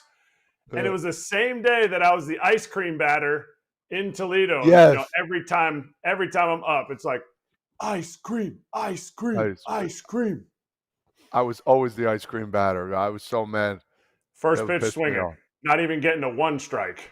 The ice cream batters, if you strike out, the whole crowd gets free ice cream at the end of the game. Oh, shit. And every time I went there, it was Kratz too. It was me. I'm like, all right, guess I'm swinging first pitch today. Yep. 5 at bats, 6 swings. Oh, my God. There's got to be a way to manipulate that, the ice cream batter, where umpires get manipulated by it. The screens are like, the screens are bouncing. They're like, ice cream, ice cream, ice cream, or be like 2 scoops, 2 scoops, and it's like the whole crowd's cheering. Umpire's ready. He's already got it locked. Yeah, ice cream. I think I had one. Like, hey, don't ride the highs. Don't ride the highs of the crowd. Because like Syracuse and Rochester, they would get so juiced for the 79-cent free taco. I'm like, yes. Good night. This thing's 79 cents of dog meat. Dude, I think I had one guy ring me up, and the last thing I'll say, he went, "Strike! Ice cream!" Like he screamed ice cream. I could have sworn he did. I'm like, chocolate vanilla? Chocolate chip mint? I mean, what do we got? Stop it. Ice cream! I was like, wait, what? Did you just go ice cream? No, I went, ha ha. No, you went ice cream. I'm like, oh, you must love ice cream because that's not a strike. Well, no, and then he loves the high. This is the dopamine rush. Yeah. Nothing a GM loves more than getting a player for less than what his value is. Yeah. How about if you're an ump and you just finished that game and you're on the phone, you're heading back to the hotel or something. Oh, honey, how'd it go? How'd you do? Struck out the ice cream batter, babe. I struck out the ice cream batter. He's walking home. You catch him walking home with a scoop. He's like this. I got ice cream. Kids are happy. And then you got everyone loves me for the first time ever. I'm an ump. My job is to be hated. My job is to be invisible, technically, but you got my job is to be hated. Catchers like Kratz. Ball's not even in the glove. He catches it, ready to throw it down to third, and he doesn't call a strike. You look up like, whoa. That's ice cream you missed. Ice cream batter for every batter. You'll win a World Series title. Every batter is an ice cream batter. Who cares? Just challenge everyone. You want to go get 50 scoops? Go get 50 scoops. Have a great time. Okay? They'll get their one. It'll be respectful. But ice cream batter, it's something different. I guess you'd get the ice cream on the batters. You got to just keep giving shit away on the big moments in a game, and you get your strikeouts. Syracuse, we didn't have a lot of money. And so nights that there was a taco batter, we would get extra free tacos, and we would go through the drive-through. There was a Taco Bell, kind of a shady area of town too, and we would go through the drive-through a couple times for our free tacos. I mean, my wife and I didn't have much money. Take what you can get. All right, so we're all in agreement though that the ABS system is fun, and we can bring it into Major League Baseball this year. I love it. I mean, we're not. I'm joking, but I think it is fun. That would be the extent of it. The whole crowd look at the board. Yeah, a little quicker. That would be the extent of it, though. I don't want robot umpires. I do like if there's a tough call and you get a couple chances. Like I do like that, kind of like in tennis. You know what I mean? Yep. Here's the interaction part of it too. You have about a 10-second. It usually doesn't even take 10 seconds. The minor league games that I saw, it doesn't take 10 seconds. But here's the interactive aspect of it. People want to get right on their phone at a stoppage. Why not live? As soon as there's a challenge, live, you hit it on your phone if you think it was a strike or not based on where you're sitting in the stadium. And you'd get a lot of interaction. And you get a lot of, I don't know if your phone or the site could work that fast, how all that stuff works, but you get an instant reaction and more engagement. I think that would be tough just because it doesn't take that much time. Unless something came up on your phone, yes or no, and you click, right away. But, That's what I mean. Just a blast out to everybody. I love it. Okay, let's get to some predictions. And this is a very big day in the baseball video game, sim, whatever you want to call it, world. It's a big day for me. So first off, congratulations to Out of the Park Baseball 25 on their launch day. Wow. We are going to run their 1,000 sims and get their season predictions right after we show you what OOTP 25 is all about. One of the longest-running sports gaming franchises on the planet celebrates its 25th anniversary. Out of the Park Baseball, the most realistic and challenging OOTP ever. Updated 2024 database and rosters for MLB and the complete minor leagues, the KBO in Korea, UK, and the Netherlands.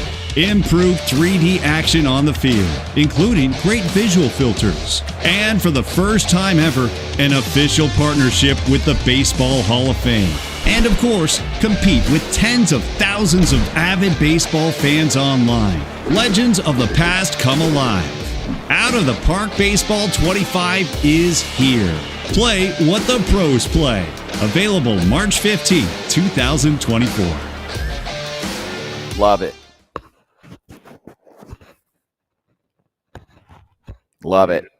Getting lots in the chat. Elephant says, love OTP. Patrick, I've always wanted to try this out. All right, well, today's your lucky day, okay? The 25th anniversary edition of the beloved PC baseball strategy game, which is licensed by MLB and the PA. You got all the teams, all the names, all time. It launches worldwide today. So happy Out of the Park Baseball Day. So you can get this game by either buying it direct from otpdevelopments.com or on Stream. And just for 1 week, today through next week on Thursday, there is a 30% discount. So retail price is $49.99. You can get the whole game for $34.99. Take over any franchise. You'll never have more detail and specificity. And somehow they keep coming up with more ways to be even more detailed. We'll get to that, okay? We'll have a special guest on that coming up in a little bit. Let's run some simulations and see what the Out of the Park baseball machine spits out for the 2024 season, okay? I'm just going to run through everything that they drew up from divisions through the World Series and would like to get your thoughts, okay? So they run 1,000 sims, and your AL East champion is the Baltimore Orioles. Your AL Central champion is the Minnesota Twins. The AL West champion is the Houston Astros. NL East champion, the Braves. They have the Cubs taking the Central, Dodgers out west, and wild cards. The 3 wild cards they have after 1,000 sims, the most likely teams to make the wild card are the Mariners, the Yankees, and the Guardians. In the National League, they have the Phillies, the Padres, and the New York Metropolitans. So first, before I then give you their playoff predictions, let's try to clear up Kratz's face and problem. I love this is how I'm going to write my predictions this year. I'm just going to follow Out of the Park. There goes the over/under on the Mets and Cubs, then. Right? That. This is cool for me. I don't think the Cubs are going to win the NL Central. I think it's going to be the Reds. I don't think the Mets are going to be making the playoffs, and I'm going to leave the Guardians for everyone else to talk about. But I don't think the Mets are making the playoffs. I do agree that the Padres have a shot. They're not the best. I think the Giants are going to be in that spot. I think the Phillies are going to take the Braves. But I do agree the Dodgers are going to win the West. So that's my cold hard lock. Dodgers winning the West. No, you have to talk about the Guardians. Okay. My boy Stephen Vogt owes me a huge bottle and house if they make the playoffs this year, okay? He's going to buy me a house. Because that would be wild if they make the play. maybe we here at FT have not given the Guardians enough time spent on them, but we're giving them the amount of time that they spent in their offseason going after like some type of upgrades to this roster, like something, like upgrade your minor leagues, something like trade Class A. I'm sure the Brewers could use a Class A right now. Like I'm not sure what they're doing out there, but you know what? Out of the Park was right a lot last year, so I need to run my own simulations through Out of the Park. Yeah. Patrick said, I think the Guardians are at least third behind the Twins and Tigers. I would agree with that. The Guardians also had some bad news with Gavin Williams. I don't think he's going to start the season out right in the rotation. I think so. I think there's an elbow issue. He's going to be super pissed at me if there's not. Imagine if you're one of the players that watches or listens to this show and you're like, what the fuck? Yeah, he's ticketed for the IL. That is a position that I do not fear for the Guardians. That's fine. Closer and starting rotation. They always find guys. They find value. Their algorithm is spot on. I have seen the algorithm. It is awesome for starting pitching. And then they go outside of the organization to get their relievers. Yeah, I'm just looking at some of these. I'm like, you guys said it best. They're not going to hit. Guardians aren't making the playoffs. I don't see that either. Aaron Judge might have more homers than their whole outfield.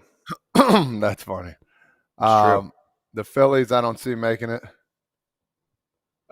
I just said it just to get your reaction. No, they're a pretty good squad. Yeah, I mean Padres second wild card. You don't have beef? I got lots of beef, but watch out. I mean, the Guardians was the one I really wanted to pick on. I'm like, no, sorry. And then the NL wild card. The NL wild card is going to be kind of crazy. So, nobody's wrong because guess what? None of the games started, so they could be right. Could get a couple pickups, acquisitions. You never know.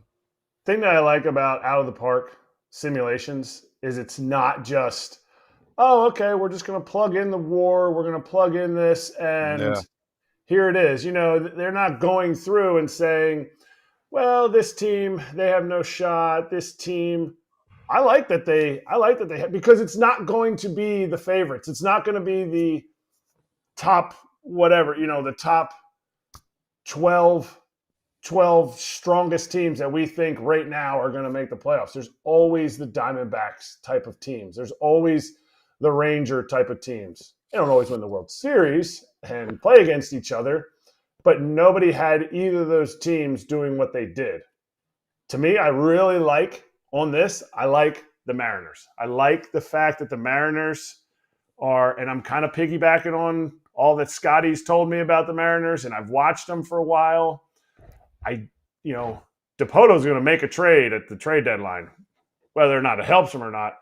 And if you're talking, we've had 3 guests on now that think Julio Rodriguez is going to be an MVP. You're strong up the middle, and your rotation and bullpen are fuego.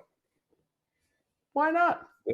Their pitching is going to be really good. All right, you ready for the playoffs? Playoffs. Let's do it. This one's going to sting, okay? Not really. Because I agree. I do like a lot of the picks. I'm on the same page, but I have some bones to pick, like I said. So I'll continue that, and I'm going to keep picking on the Guardians. Remember, it's over how many simulations? 1,000? 1,000 sims, okay? Which is, I only run it through my head once. They run it 1,000 times, and they're smarter than me. And they've had a lot of accuracy in the past. They have the Cleveland Guardians over the Baltimore Orioles in the AL wildcard round. Ouch. I'm going to say that again. Guardians beating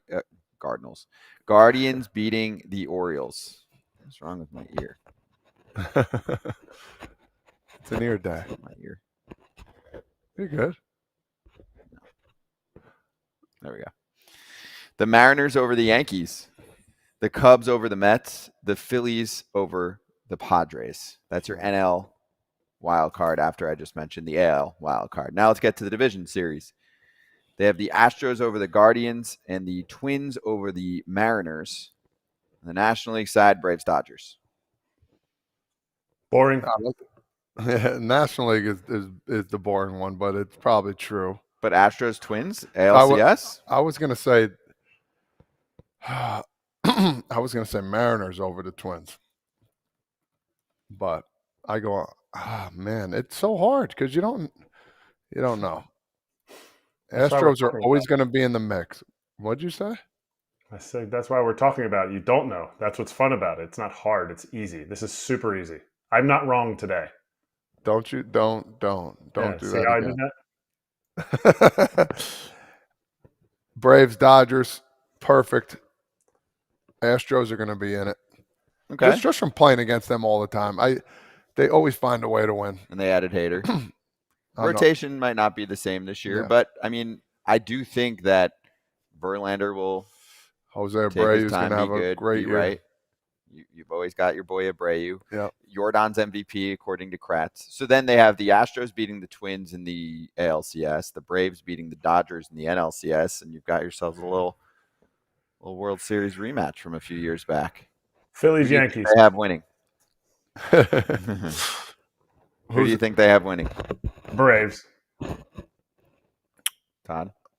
I'm going to say the Braves as well. They do. They have the Braves beating the Astros. So for all billion people that said just end the season now, Dodgers are winning a title because they spend and no one else does, Out of the Park disagrees. They do not have the Dodgers making it to the World Series. Braves over the Astros. There you go. And one other note, and then we'll bring in a little guest on this because I thought you'd like this. So in those 1,000 simulations, there are 4 teams that never won a World Series when you put all of the numbers, all of the players and their projections into the Out of the Park simulation system, and they ran it 1,000 times. There are 4 teams that never won a World Series, and there are 5 teams that won the World Series exactly once. And we are going to play that trivia game right now. Wow. Ready? Give me the 4 teams that never won the World Series in 1,000 simulations. All right, we'll go one by one. So Kratz doesn't blurt out 5 in a row like he always does in class when he was younger. All right, my first one is going to be, can I go first? Yeah. Or are we waiting? Knock them out? No, you can just throw the teams out there because I feel like this should be easy on this one. But I would say the Rockies are one. There's one. Kratz. A's. 2. I see. I helped them out there. Good job. Marlins. Really? No. They won a World Series. Thank you, Todd. You're talking on so the here, on there's the, 2 levels here, okay? On here. Let me re-rack. There's I know 2 they levels. won a World Series, but this is on the simulation. Oh yeah, this isn't a history test. No, it's on the simulation. On the simulation. Yeah, I would say Marlins just for this year. Did they get the 4 one then? teams that did never they get one or did they more than one? I'm not going to tell you yet because that's the next layer. But first, the teams that never won a World Series in 1,000 sims. So far, you guys got 2 out of 3. Okay. You're wrong on the Marlins, but you nailed it on which ones did you say? I'm pissed. Rockies and A's. Yeah. So now I get to go again. Yep. White Sox. Nailed it. Man, one more I'm team. 2-1. Nationals. Good job. All right. So you filled your plate there. And now, next layer here and last layer. There are 5 teams that won the World Series just one time out of 1,000 simulations. 5 teams. And I'll give you a hint, actually. The Marlins are not on that list. Wow. They won more than once. Look at that Yuri Perez rotation go. Pittsburgh. The Pittsburgh Pirates are 1. Kratz. And some people who had Craig said Padres in the chat. No, Padres won more than once, especially with the Cease edition. Kratz, do you have one? Got 4 more to go. Only won one time. This is tough, okay? I think there's like 1 or 2 that you can probably get, and then there's going to be 1 or 2 that you're Angels. Like, I was going to say Angels are in there. Yeah. Damn it. Well, you figure, right? Kratz with the math. They weren't on the I didn't win at all. So you give them 1, right? My turn? Yeah, we got 3 left. I would say Tampa Bay. No. Come on. They're too good, Todd. No, they're not that good. Kansas City. That is a 3rd. Detroit. That is a 4th. Oh, you got hot. You got hot. Wait, sorry, I was just rambling. You got a Costanza. Walk out. Don't. No, because the last one's tough. Maybe it's not tough. I don't know. I got to see other teams that are in. Oh, okay. Red Sox. Nah. They actually won more than once. Kratz, go ahead, man. I'm trying to find more teams. I'm trying to look up what other teams there are. And Teal said, can we see the results? Yes, we'll post a link to show the results. Brewers. We'll actually ask our guests about that. Brewers. Nope, not the Brewers, but heating up. You're heating up. You're very, very hot. St. Louis? Range. Cardinals. Wow. I was staying in the Central. I didn't know if out of the park with haters or not. No, that's what the Sims say. And now we will bring in our great guests. One of the very, very hardworking, talented people behind the scenes that makes Out of the Park Baseball 25 what it is. Richard Grisham joining us right now on FT Live, a friend of mine who obviously has a big smile on his face, works for the crew behind the scenes here. Do you want to say what your job is? Because I would call you, super utility man behind the scenes. Yeah. That's better than any description I could give, because when you work in a small business unit, you got to do 100 things. So I'm just a guy who tries to help bring it all together and get Out of the Park baseball shipped every year. I love that. So the first thing before we dive in, we have a request from some fans. They want to see some of this posted. So can we do that? Let's do Richard, it. can we do that? Yeah, okay, absolutely. Cool. They want to see it. We'll tweet it out or something like that, whether it's you guys or us. We'll put that out there because they want to see it all. They're visual people. They want to see what this all looks like. But before we dive into the game, your reaction to any of the results that were spit out by the 1,000 Sims? My reaction as a Mets fan is shock and delight that they've got, the Mets, I guess it must be the Edwin Diaz effect of him coming back, like sneaking into that third wild card. Because I'm telling you, Scott, I did not see that coming at all. That was my big takeaway. I'm like, ooh, we got a chance this year. We got a chance. Yeah, they have him sneaking into a wild card. We've talked about the offense. And obviously spring training, it's looking different, but there is potential there for that Mets offense. Okay, let's get into the game here. Richard, tell me the must-have information that we need for the next layer of this game. Well, this is the 25th anniversary edition of Out of the Park Baseball. And it's hard enough to make a video game, much less to do it for 25 years in a row. And Scott, you've met Marcus, Marcus, he is the visionary behind this game. So kudos to him. And by the way, today is Marcus's birthday as well. So 25 years of baseball strategy. Out of the Park Baseball is a strategy game, right? It's not about your stick skills. It's not about how quickly you can press a button. It's all about, can you build a team? And when we say build a team, we really mean that, right? Out of the Park Baseball gives you the opportunity to draft, to scout, domestically, internationally, to sign free agents, to make trades. You're managing not just the major league club, you're managing, the entire roster from the minor leagues, AAA, all the way down to the single A's and all of that. And so it's really just the kind of game that so many different people like to play in so many different ways. And one of the things that we try to do every single year is make sure that everything that's going on in the real world of baseball is happening in Out of the Park Baseball. So this year, for example, we added a brand new player development lab. So, in the off season, if you want to send your top 6 prospects, over to Driveline and have your pitchers work on their velocity, or have your hitters work on their contact, or try to get better at bunting, or try to add a third or a fourth pitch for your pitcher, you can do that. Now, you're not guaranteed, because in the real world, you're not guaranteed either. But you definitely have even more of an ability to try to influence how your prospects develop. So that's a big deal this year. We also, this is a particular, just a jewel, I think, that we have. We have a brand new partnership with the National Baseball Hall of Fame. I mean, to me, this is almost the most logical partnership of all time. You take a game like Out of the Park Baseball, which has not only 2024, but the entire history of baseball in it. You can literally go back in time and play any team from any season. Every player, every team is in there. Now we have the Baseball Hall of Fame, a partnership. So all year long, we're going to be unveiling really cool, almost like exhibits of National Baseball Hall of Fame artifacts and plaques and things like that. That's going to be a really good time. We've also completely rebuilt the player ratings. So Scott, how in-depth Out of the Park Baseball player ratings were. Well, we've added even more. For example, Kratz will love that we have a new catcher framing rating, which obviously significantly improves your ability to understand how helpful a particular catcher can be. And we've also expanded the ratings themselves to give even more nuance to how well a player can develop in a certain area. So this has a really big impact on the game. I could go on and on. There's also a couple of new international leagues. We have the Honkbal Hoofdklasse from Netherlands, which is fun. And we have the British Baseball Foundation, as well as the KBO. So not only can you play out your Major League Baseball dreams, you can also go to Europe or go to Asia, and it's all real, it's all licensed, and we're just so excited. I mean, we are beyond excited for this year, for the 25th anniversary of Out of the Park Baseball.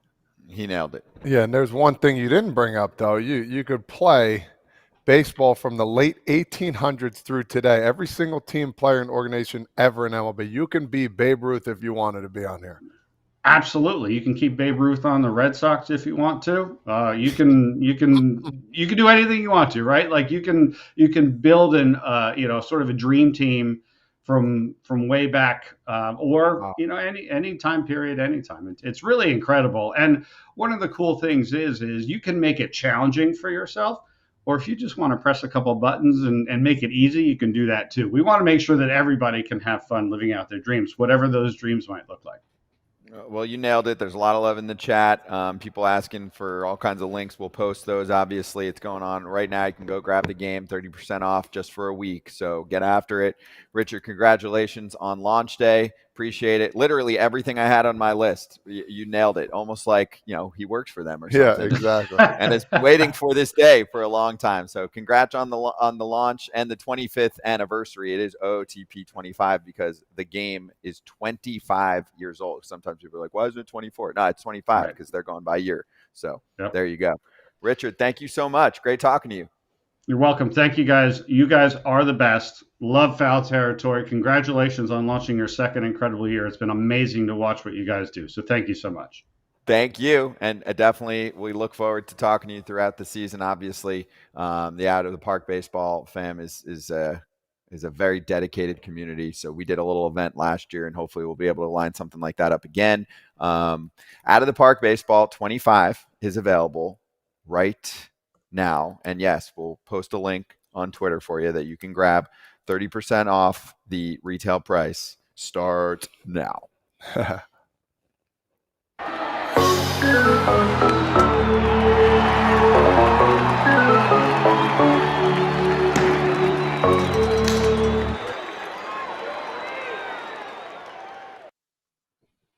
Some people were like, should put or I guess that's in our chat, a little FT team together. Yeah. Mm-hmm.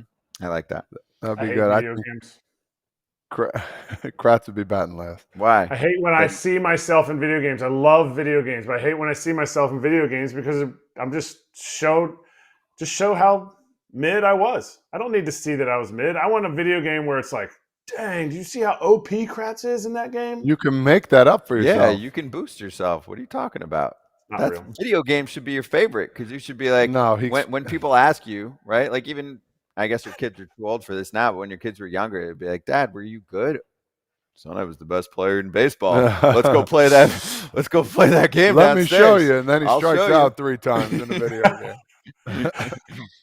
Everybody comes up to me and is like, I hit a home run with you in MLB The Show 18. It was awesome. I was like, oh, neat.